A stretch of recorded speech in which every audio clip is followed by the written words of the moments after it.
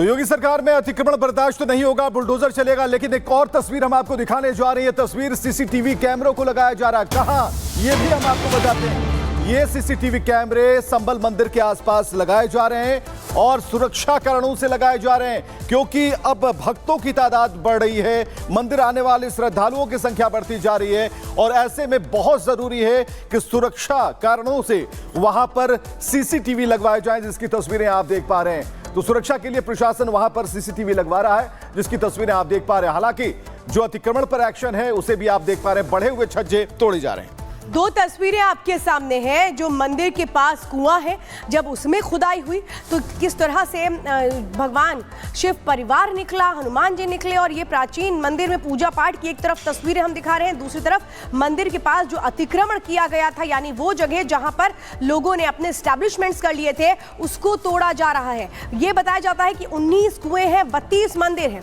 19 ऐसे कुएं भी हैं जहां पर कवर कर दिया गया था ताकि किसी को पता ना लगे। कल उन कुओं की भी खुदाई हुई थी और इस वक्त आप देख रहे हैं अतिक्रमण हटाने की कोशिशें हो रही हैं। हमारे साथ दो सहयोगी हमारे हैं, जतिन जुड़े हुए हैं, अनामिका सिंह लगातार जुड़ी हुई हैं। जतिन, आपकी रिपोर्ट हम लगातार देख रहे हैं। आपने कल भी दिखाया कि कैसे कुएं की। एक बार सीधे इस वक्त लोकसभा का रुख कर लेते हैं। अर्जुन मेघवाल क्या कह रहे हैं, सुनते हैं। Bhupathi Raju, Srinivas Varma, Sir, respected sir, I lay on the table of the House papers pertaining to Ministry of Heavy Industries listed against my name at serial number 10 in the revised list of business for today, the 17th December 24. Item number 11 Shri Muralidhar Mohol. आदरणीय अध्यक्ष महोदय, मैं आपकी अनुमति से आज की संशोधित कार्य सूची में क्रम संख्या 11 पर मेरे नाम के सामने सूचीबद्ध दस्तावेजों को सदन के पटल पर रखता हूं। Item number 12 Shri George Kurian. Sir, with your kind permission, I rise to lay the papers list.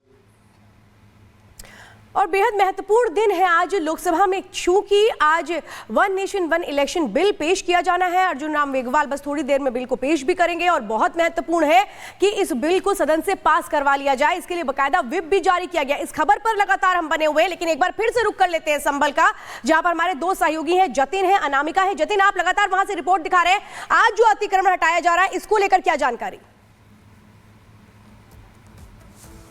आज बिल्कुल देखिए, अतिक्रमण ड्राइव जो है वो आज भी चल रही है। प्राचीन मंदिर जो मिला उसके पास जो घर है उसको भी तोड़ा जा रहा है, जो अतिक्रमण वहां पर किया गया था। लेकिन उसके बिल्कुल विपरीत आप देखेंगे, जो कुएं को लेकर एडमिनिस्ट्रेशन की ड्राइव है कि जो परंपरा संस्कृति संभल की है उसको दोबारा से रिवाइव करना है। और उसी कवायद में ये मस्जिद है, मस्जिद के सामने कुआं है जो कि पूरे तरीके से ढक दिया गया था, बंद कर दिया गया था। अब उसको लेकर खुदाई जो है वो की जा रही है। ये दूसरा कुआं है। इससे पहले जो कुआं है उसी प्राचीन मंदिर के पास तकरीबन 50 कदम पर मिला था, लेकिन उसी पर प्राचीन मंदिर से 50 मीटर जब आप बाहर निकल रहे हैं तो ये बड़ी सी मस्जिद आपको नजर आ रही है और इसी मस्जिद के मुख्य गेट के बगल में ये कुआं है। और अब इस कुएं को लेकर जो खुदाई का काम है वो एडमिनिस्ट्रेशन द्वारा शुरू किया गया है। कल हमने ये कुआं ढूंढा था, जिसके बाद शाम को एडमिनिस्ट्रेशन की टीम यहां पर पहुंची थी। उस समय जो कुएं के ऊपर ये मार्बल पत्थर लगा दिया गया था उसको हटाया गया, लेकिन आज प्रशासन एक बार फिर से वापस लौटा है और तकरीबन आप अंदर देखेंगे, मैं अपने वीडियो कहूंगा थोड़ा अंदर से दिखाएंगे,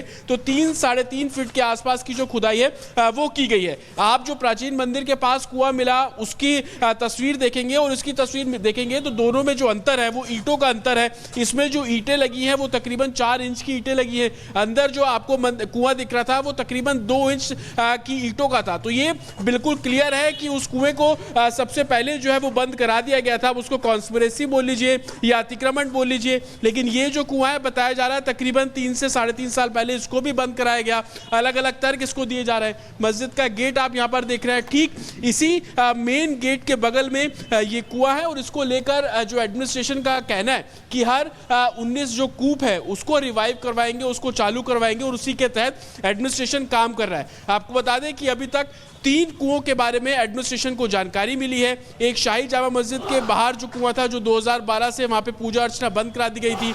दूसरा कुआं जो एडमिनिस्ट्रेशन को मिला वो प्राचीन मंदिर के पास मिला, और तीसरे कुएं की तस्वीर आप यहां पर देख रहे हैं। इन तीनों कुओं के में से जो 2 कुएं हैं, चाहे वो इसकी बात कर लीजिए मस्जिद के बाहर और प्राचीन मंदिर के बाहर जो कुआं है, उन दोनों की खुदाई का काम जो वो किया गया। सभी ने देखा, हमने कल वो तस्वीरें भी अपने दर्शकों को दिखाई थी कि किस तरीके से प्राचीन मंदिर के पास जो कुआं था उसमें तकरीबन 17 फीट खुदाई की गई, तो अब जाकर 3 जो मूर्तियां हैं वो मूर्तियां प्रशासन ने बरामद की। उसके बाद उस पूरे कुएं को कॉर्डन ऑफ कर दिया गया, लोगों ने पूजा अर्चना शुरू की। अब जब इस कुएं की खुदाई जो है वो यहाँ पर की जा रही है, उसको देखते हुए एडमिनिस्ट्रेशन को उम्मीद है कि तमाम जो संभल का इतिहास है उसको रिवाइव करवाना है और संभल के इतिहास को ग्राउंड पर एक तरीके से रिवाइव करवाना, और यही एडमिनिस्ट्रेशन की मंशा और उसी के चलते ये जो काम है वो किया गया। लेकिन ये कुआं था, एडमिनिस्ट्रेशन को इसकी जानकारी मिली और आप तस्वीरों में देखेंगे कि इस कुएं को ढकने के लिए बाकायदा पत्थर का इस्तेमाल किया गया था, मार्बल यहाँ पर लगाया गया, नीचे आप टाइल्स लगी हुई देख रहे हैं। अगर आप दूर से देखेंगे, अगर ये गोल आकार बीच में ना हो तो आपको समझ में नहीं आएगा ये कुआं था।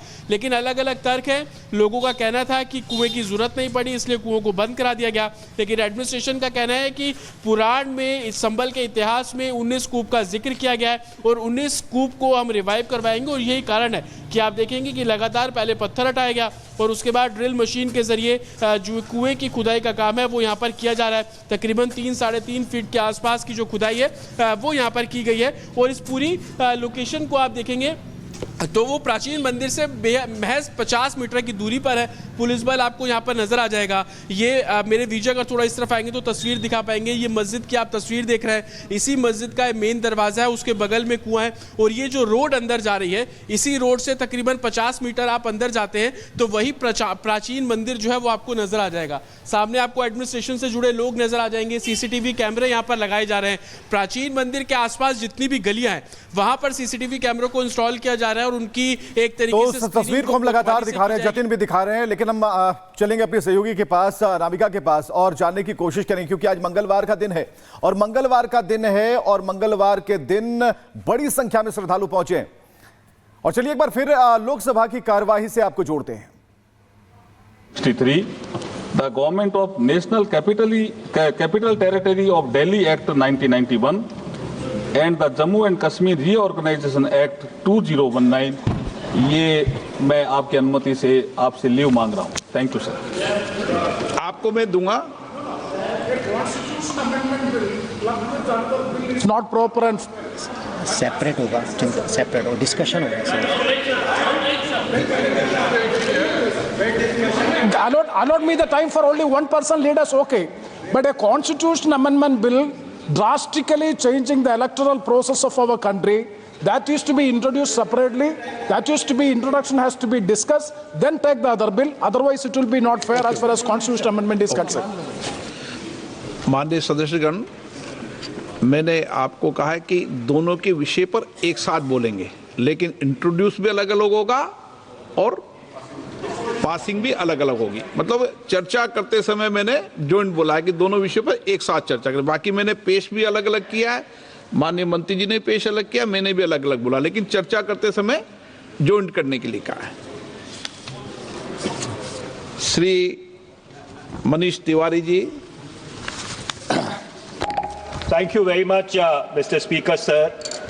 I rise to oppose the introduction of the Constitution 129th Amendment Bill 2024 and the Union Territories Laws Amendment Bill 2024. Mr. Speaker, sir, beyond the 7th schedule of the Constitution is the basic structure doctrine. And that basic structure doctrine spells out that there are certain features of the Indian Constitution which are beyond the amending power of this House also. One of the essential features is federalism and the structure of our democracy. And therefore, the bills which have been moved by the Honorable Minister of Law and Justice absolutely assault the basic structure of the Constitution and are beyond the legislative competence of this House, and therefore they need to be opposed ab initio, and the introduction of those bills have to be stopped. Number two, Mr. Speaker, sir, How is it possible under our constitutional scheme that the tenures of the state legislatures can be made subject to the tenure of the national legislature? That is completely an antithesis of the constitutional scheme. There is absolutely no way under the Indian constitutional scheme where the states are separate constituents and equal constituents, the term of the state legislatures can be made subject to the term of the national legislature. And my final point, Mr. Speaker, sir, India is a union of states. Article 1 of the Constitution states that India is a union of states and not vice versa. And so therefore, this excessive centralism which is sought to be brought into existence by this bill absolutely militates against the constitutional scheme in its essence, in its entirety, and in its very object. And therefore, Mr. Speaker, sir, I would once again like to urge this House that the introduction of the bill and the consideration of the bill, because of the basic structure doctrine enunciated by the Supreme Court in the Kesavanand Bharti case, is beyond the legislative competence of this House, and therefore this bill needs to be withdrawn immediately. Thank you, Mr. Speaker, sir. Dharmendra Yadav. धन्यवाद अध्यक्ष जी।